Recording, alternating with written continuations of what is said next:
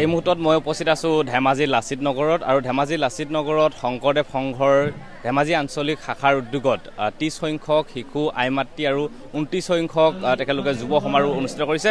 মই পোনপটীয়াকৈ সতীৰ্থক দৃশ্যটো দেখাবলৈ অনুৰোধ জনাইছোঁ। ৰাতিপুৱাৰ পৰা আচলতে বিভিন্ন ধৰণৰ কাৰ্যসূচী তেখেতলোকে ৰূপায়ণ কৰিছে ইতিমধ্যে আৰু ইতিমধ্যে কাৰ্যসূচী চলি আছে বিভিন্ন ধৰণৰ। আমি পোনপটীয়াকৈ কথা পাতিবলৈ চেষ্টা কৰিম।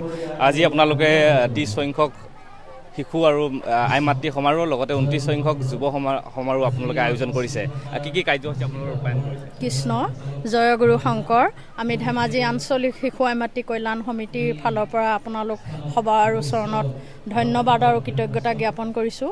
আমি ইতিমধ্যে দিনজোৰা কাৰ্যসূচীৰে ধেমাজি আঞ্চলিক শিশু আই মাতৃ কল্যাণ সমিতিৰ ফালৰ পৰা আমি দিনজোৰা কাৰ্যসূচী লোৱা হৈছে। আজি প্ৰথম কাৰ্যসূচী হিচাপে আমাৰ কল্পতৰু বৃক্ষৰোপণ ইতিমধ্যে ৰাতিপুৱা হৈ গৈছে। তাৰপিছতে আমাৰ ধৰ্মধ্বজা উত্তোলন হৈছে। তাৰপিছতেই আমাৰ আইসকলৰ দ্বাৰাই নাম প্ৰসংগৰ কাৰ্যসূচীভাগ হৈ গ'ল। এতিয়া আমাৰ পৃথক মঞ্চত সাংস্কৃতিক শাখাৰ প্ৰতিযোগিতা চলি আছে আৰু সাহিত্য শাখাৰ প্ৰতিযোগিতা চলি আছে। আমি এই আপোনালোকৰ জৰিয়তে অসমবাসী ৰাইজক এতিয়াই বাৰ্তা প্ৰেৰণ কৰিব বিচাৰিছোঁ। আমি এই শিশুসকল আৰু আইসকল শিশুসকল যুৱসকলক লৈ আমি শ্ৰীমন্ত শংকৰদেৱ সংঘই আমি সাংস্কৃতিক শাখাৰ ফালৰ পৰা যিমান পাৰোঁ তেখেতলোকক সাংস্কৃতিক মঞ্চখনলৈ আনিবৰ কাৰণে আপ্ৰাণ চেষ্টা চলাইছোঁ। আজি যিহেতু যুৱ শৃংখলা আপোনালোকে সদায় শুনি আছে, সেয়েহে আমি শংকৰদেৱ সংঘই যুৱকসকলক এটি পথ দেখুৱাবৰ কাৰণে চেষ্টা কৰিছোঁ। কৃষ্ণ জয়গুৰু শংকৰ। তেখেতে ইতিমধ্যে উল্লেখ কৰিছে। আমি আৰু কিছু ব্যক্তি আছে, কথা পাতিবলৈ চেষ্টা কৰিম। চমুকৈ কি ক'ব বিচাৰিব এই অনুষ্ঠানটোৰ উদ্দেশ্য? কৃষ্ণ জয়গুৰু শংকৰ। আপোনালোকে জানে অসমৰ তথা ভাৰতবৰ্ষৰ ভিতৰত এটি গণতান্ত্ৰিক ধৰ্মীয় সাংস্কৃতিক অনুষ্ঠান শ্ৰীমন্ত শংকৰদেৱ সংঘ।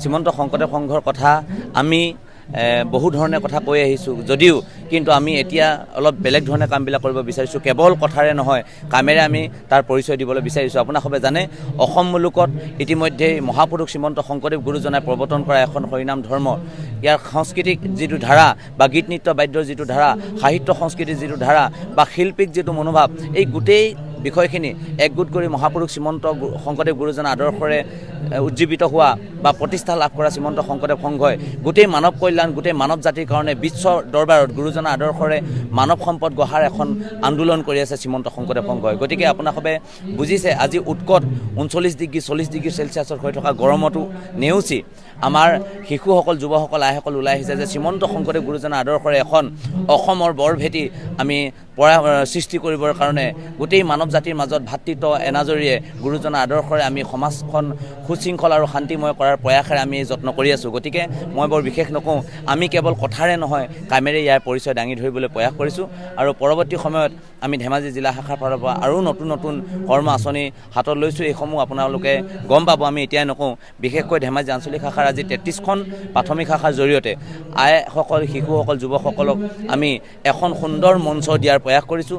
যেনেকৈ বৰ্তমান সময়ত প্ৰচাৰ হৈ আছে যুৱ উশৃংখলতা, আমি কিন্তু যুৱ উশৃংখলতা দেখি পোৱা নাই। কিয় দেখি পোৱা নাই? আপোনালোকে চাওক, শিশুসকলে ইমান সুন্দৰভাৱে বৰগীত গাইছে, ইমান সুন্দৰকৈ খোল বজাইছে, ইমান সুন্দৰকৈ কবিতা আবৃত্তি কৰিছে, বক্তৃতা প্ৰতিযোগিতাত অংশগ্ৰহণ কৰিছে।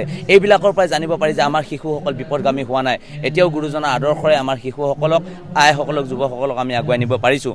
গতিকে আমাৰ এই প্ৰচেষ্টাক গোটেই অসমবাসী বা গোটেই বিশ্ববাসীয়ে সঁহাৰি জনাব বুলি আমি প্ৰয়াস কৰিছোঁ। প্ৰত্যেকখন গৃহতেই শিশুসকলক, যুৱকসকলক আধ্যাত্মিক শিক্ষাৰে শিক্ষিত কৰি এজন পূৰ্ণাংগ মানৱ হিচাপে গঢ় দিয়াত সকলোৱে আমাক সহযোগিতা কৰিব বুলি আশা ৰাখিছোঁ। পৰৱৰ্তী সময় আমাৰ যিসমূহ কাৰ্যসূচী আছে সকলো কাৰ্যসূচীতে আপোনালোকৰ লগতে গোটেই বিশ্ববাসী অসমবাসী ৰাইজক আমি কৰজোৰে অনুৰোধ জনাইছোঁ। কেৱল শ্ৰীমন্ত শংকৰদেৱ সংঘৰ অনুষ্ঠানত থকা সংগীসকল বা অংশীদাৰসকলে নহয়, বাকী গোটেই মনুষ্য জাতিয়ে, মাক দেউতাকসকলে প্ৰয়াস কৰক শিশুটিক কেনেকৈ গুৰুজনাৰ আদৰ্শৰে অনুপ্ৰেৰণা যোগাই এজন প্ৰকৃত মানুহ হিচাপে গঢ় দিব পাৰি। গতিকে এইখিনি আমাৰ ফালৰ পৰা বক্তব্য ৰাখিলোঁ আৰু আপোনালোকৰ জৰিয়তে এই গোটেই অনুষ্ঠানটো বহুল প্ৰচাৰ হ'ব বুলি আমি আশা ৰাখিছোঁ। ধন্যবাদ। নিশ্চিতকৈ এনেধৰণে এতিয়া গুৰুজনাৰ সৃষ্টিৰাজিৰ যি প্ৰচাৰ প্ৰসাৰৰ বাবে তেখেতলোকে শিশু আই মাতৃ আৰু যুৱ সমাজক এনেধৰণে আকৃষ্ট কৰি ৰাখিছে আৰু এনেধৰণে এতিয়া মুখৰিত হৈ উঠিছে ধেমাজি লাচিত নগৰ।